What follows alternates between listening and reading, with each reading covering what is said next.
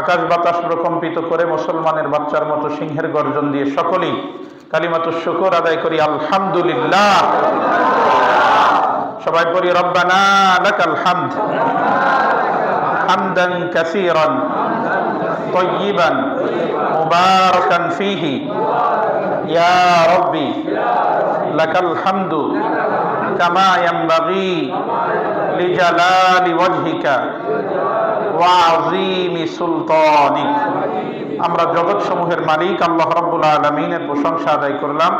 লাখো কোটি দুরূদ ও সালাম বিশ্ব মানবতার কান্ডারি সাইয়্যিদুল মুরসালিন রাহমাতুল লিল আলামিন খাতামুন নবিয়্যিন নবিয়ুল আম্বিয়া নবিয়ুল মুরসালিন উম্মতের কান্ডারি নবী, দয়ার নবী, মায়ার নবী, বিশ্ব নবী, প্যারে নবী মুহাম্মদুর রাসূলুল্লাহ। সবাই বলি সাল্লাল্লাহু আলাইহি ওয়াসাল্লাম। সম্মানিত হাজিরিন, আমরা বিগত জুমায় কবরের প্রথম প্রশ্ন নিয়ে আলোচনা শুনতেছিলাম।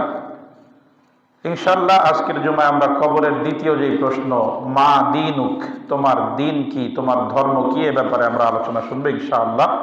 আল্লাহ রাব্বুল আলামিন আমাদের সকলকে উপকারী কিছু কথা আমাকে বলার এবং আপনাদেরকে শোনার মতো তৌফিক দান করেন। সকলেই বলেন আল্লাহুম্মা আমিন।